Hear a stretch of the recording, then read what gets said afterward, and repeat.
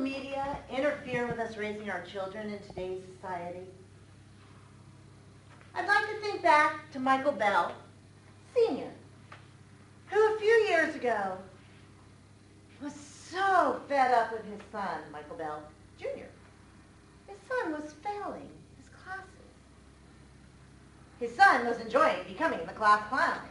So Mr. Bell Sr., at his wit's end, had a sandwich sign made up. And on the back, it said, "I just received 3 F's." And on the front, it said, "I aspire to be the class clown.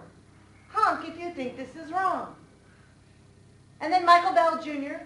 stood on a busy North Kendall Drive corner wearing this sign.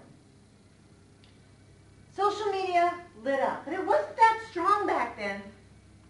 But you can still find a video if you look for it. Parents were outraged. How could you embarrass your son like this? This is a horrible thing. And finally, one woman went up to Michael Bell Jr. and said, "Well, what did you find out? What did you learn about this experience?" And his answer, that my father loves me and that it's important that I improve my grades. It was a success. I think about my mother-in-law, who in the 50s was in the kitchen, and her daughter was talking back to her. She'd had enough.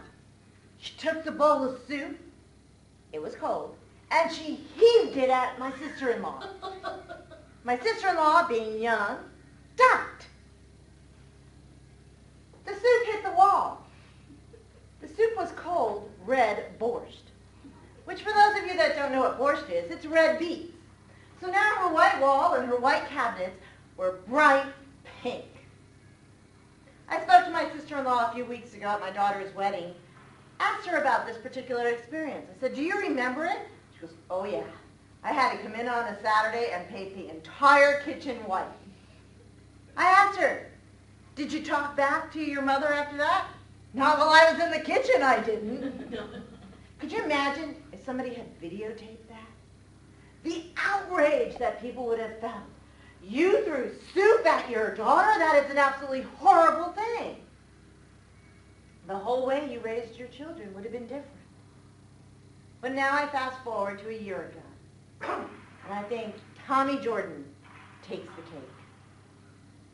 Hannah Marie, Tommy's daughter, was furious at her dad, and she wrote him a letter. And Tommy Jordan found out about this letter, and he made an 8-minute video. He comes out of his house, he sets up the tripod, he sits down in his big Adirondack chair, and he sits down with his cigarette, and he looks at the camera and he goes, "Yesterday I spent 6 hours fixing my daughter's computer. Cost me $130 to get rid of her viruses. I fixed the computer, I booted it up, and lo and behold, I'm on Facebook and I see this horrible, disrespectful letter that my daughter wrote to me." And he proceeded to read this letter out loud. And it was a disrespectful letter. "I'm not your slave. If you want a cup of coffee, get and do it yourself. I have to do laundry. I have to sweep the floors. I have to wipe the counter. I don't have time to get a job. Why don't you just pay me for all the chores that I do?" Something every parent is used to hearing. Pay me for my chores, pay me for my chores, then I don't need to get a job. Tommy was absolutely incensed. He thought this was horrible. He went on to finish the letter, and then, bullet by bullet, he addressed this letter and told her that she was not a slave, and when it got to the paying for your chores, he just started laughing. He couldn't even address it. But the ending of this 8-minute video was what captured the world. Tommy stood up, and he moved the tripod, and all of a sudden, we saw a computer on the ground. And Tommy's hand came out, and he had a gun. And he showed us, and he explained, "This is my .45. That is my daughter's laptop." And he proceeded to shoot the laptop. Not once, twice, 3. By the 6th shot, he said, "And this one's for your mother, who said if I had any bullets left, shoot it again." He shot that laptop 10 times, 10 bullets Mr. Jordan posted this on Hannah's Facebook page. This YouTube went viral. Now think about that. It had over 38 million hits.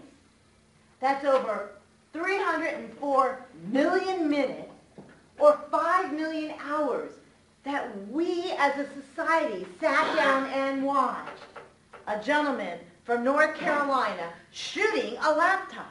And everybody had an opinion about this.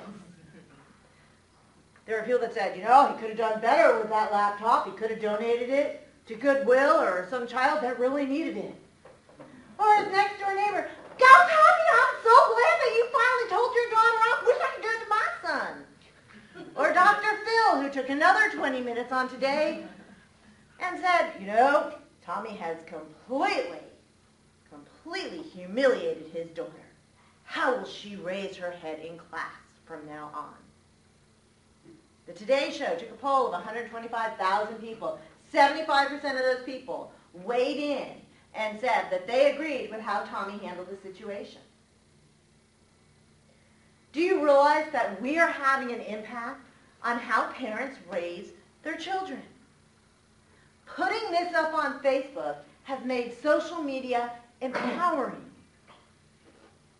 Dr. Phil criticized Tommy. Tommy came back with another video criticizing Dr. Phil, which had another hundreds of thousands of views. Because we feel we understand the situation, we have an opinion. Tommy, there you go. So what does this do for the next parent down the road? Society has just given him approval to shoot the next laptop and the next laptop. And where does it stop? Does social media really have a say in how we raise children? All I can say is, I'm really glad I raised my kids when social media was not around. Mr. President.